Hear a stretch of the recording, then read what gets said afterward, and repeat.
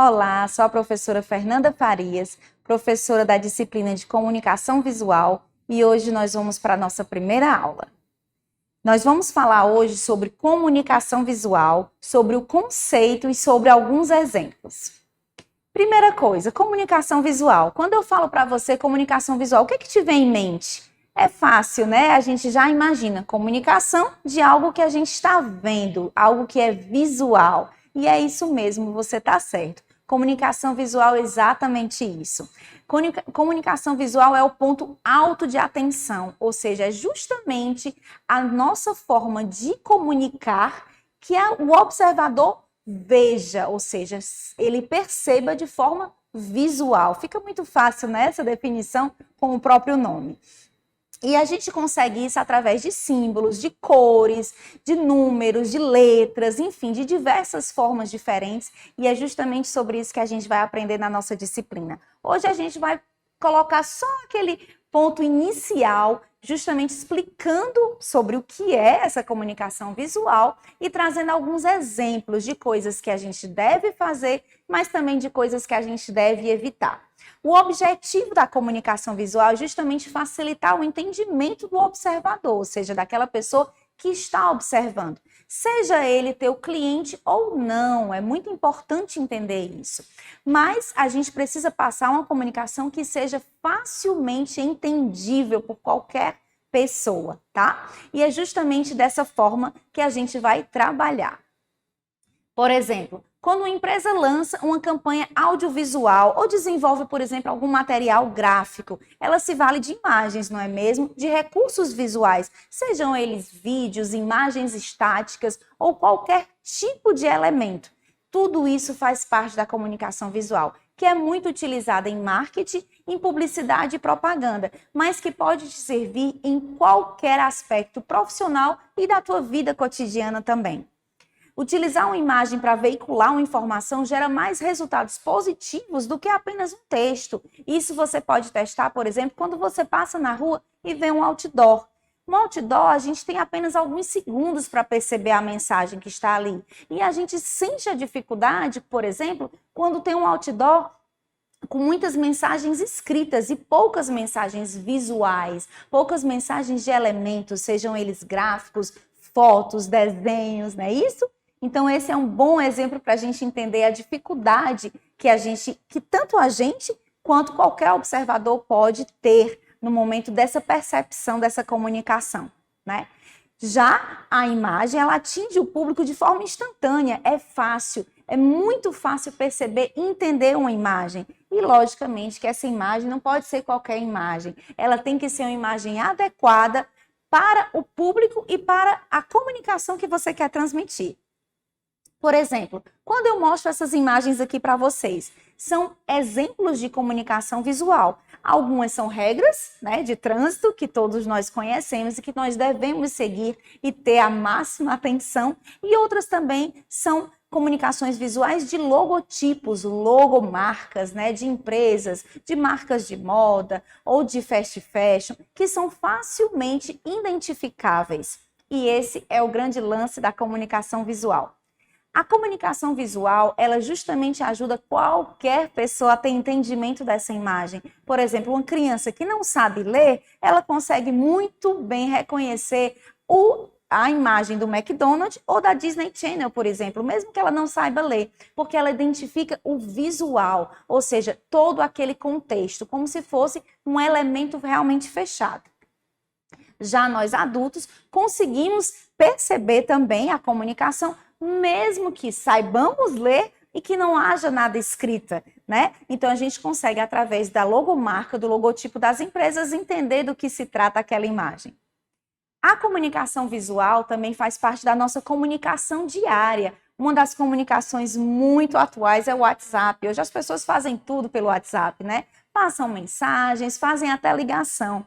E as nossas figurinhas do WhatsApp fazem muito sucesso, porque elas nos ajudam justamente a fazer essa comunicação de forma visual. Nós sabemos que o tempo, né, está muito curto e as pessoas estão numa correria muito grande. Então, muitas vezes, você responde através de uma imagem, de uma figurinha e está tudo resolvido. Você não precisa parar para escrever um grande texto, porque aquela figurinha já diz exatamente o que você quer transmitir e torna aquela mensagem lúdica e inclusive mais divertida, inclusive evitando até brigas em alguns casos. A comunicação visual, ela é feita de diversas formas diferentes e nessa disciplina nós vamos percorrer todas essas etapas e por onde ela está atuante, tá certo? Mas a gente pode perceber muito em fachadas de edifícios, em banner, em fachada de loja, no próprio outdoor, em revistas, em livros, né? Ou inclusive no material gráfico todo feito por uma agência de publicidade e marketing, quando a gente faz todo o desenvolvimento de um produto do início ao fim. Seja através do iniciozinho lá no desenvolvimento do logotipo dessa marca, dessa empresa, do nome, ou até, por exemplo, na plotagem de um carro. Todas essas etapas fazem parte da comunicação visual. E na nossa disciplina a gente vai aprender a fazer todas elas. Aqui, por exemplo, eu trouxe para vocês alguns erros que fazem com que a gente tenha uma difícil leitura e uma difícil compreensão da mensagem transmitida. Isso é um dos grandes erros de uma mensagem que a gente quer transmitir através de uma comunicação visual. Se você perceber nessas imagens, você dificilmente vai entender rapidamente a mensagem que está sendo transmitida. Você muitas vezes não consegue ler o nome da marca, não consegue entender a que essa marca se refere, inclusive pode ter interpretações dúbias e erradas, né, do que a mensagem está querendo transmitir. Um grande exemplo que nós podemos ver é, por exemplo, na mensagem onde tem o teu céu, que pode também te levar a outras interpretações. Ou na mensagem da marca DLT, que muitas pessoas liam como DZT, né? E que por isso eles fizeram um trabalho de marketing em cima desse logotipo. E nós vamos conhecer um pouquinho da história de algumas marcas que também passaram por esses problemas e precisaram se reformular. Aqui também tem um outro exemplo de erros também de duplas interpretações que aconteceu com a nossa Cinemateca, né? Nosso órgão de cinema importantíssimo da cultura do nosso cinema brasileiro, e onde teve uma grande polêmica, provavelmente vocês acompanharam isso nas mídias sociais, que justamente por conta do símbolo utilizado, né, para ser a logotipo da Cinemateca brasileira, né? E embora tenham havido muitas polêmicas a respeito desse símbolo, eles não aceitaram mudar, eles não aceitaram passar por uma reformulação dessa logomarca, né, justamente dizendo que tinha sido planejado, que tinha sido design, que tinha feito todo um grande estudo por trás disso e por isso esse símbolo era, né, dessa forma, que na verdade significa o corte transversal de um projetor de filmes, mas que infelizmente gerou muita polêmica. Isso é uma das coisas que a gente tem que ter muita atenção. Trouxe alguns outros exemplos aqui que causaram também um grande desconforto no público, né, e que geraram muitos memes, muitas críticas e muitas, inclusive, rejeições à própria marca. Então, uma das coisas que quando a gente fala de design e de comunicação visual, a gente tem que ter muito cuidado é com a mensagem que a gente quer falar, com a mensagem que a gente quer passar, né? Muitas vezes utilizam-se uma parte mais irônica, até mais cômica, né? Como, por exemplo, quando fala aqui da Sinaf, 25 anos, incrível chegar onde chegamos, perdendo um cliente atrás do outro. Então, parece até uma piada um pouco de mau gosto, já que se trata de uma empresa funerária, mas é a forma de comunicação deles. Então, o importante a gente entender é que a gente precisa entender o nosso público para saber como agir, como se comunicar com ele. Um exemplo aqui, né, da cola, da Super Bonder, que ela fala assim, cola tudo, até a tampa no tubo, né? Então, assim, é uma brincadeira e a gente está num momento agora de autotrollagem, né, onde as pessoas estão se autotrollando, evitando que outras pessoas lhe trollem. Então, tem tudo a ver com o que a gente está passando hoje, dos movimentos nas nossas mídias sociais. Mas a gente tem que ter bastante cuidado, inclusive com respeito, né?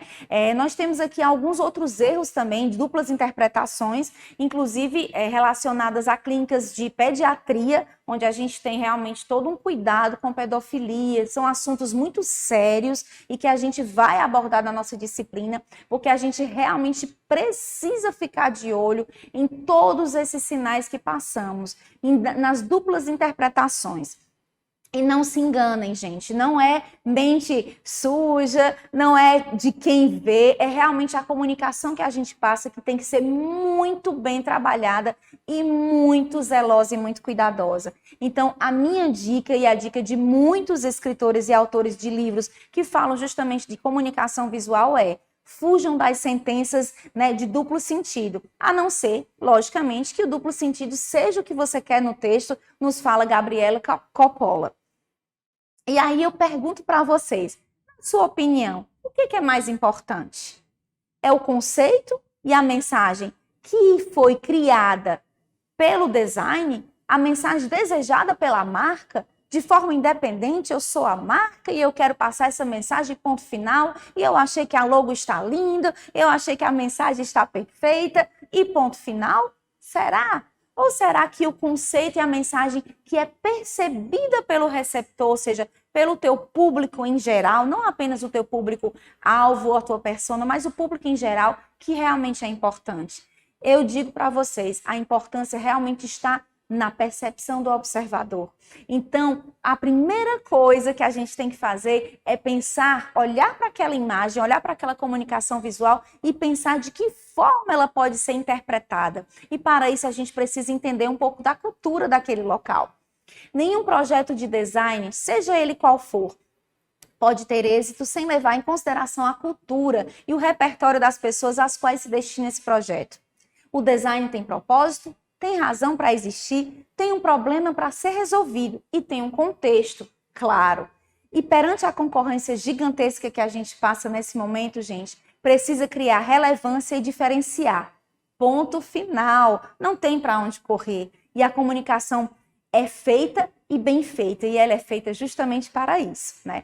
E aí eu trouxe aqui alguns exemplos com logos, né, para a gente realmente fazer aqui uma brincadeira com vocês, né? A gente sabe que realmente nós todos temos uma grande percepção. A gente reconhece facilmente, por exemplo, a Coca-Cola, né, o McDonald's, algumas logomarcas, logotipos, algumas empresas, muitas vezes pela cor, pelas formas, né? Pela maneira de se comunicar, a gente reconhece através de diversos símbolos, né?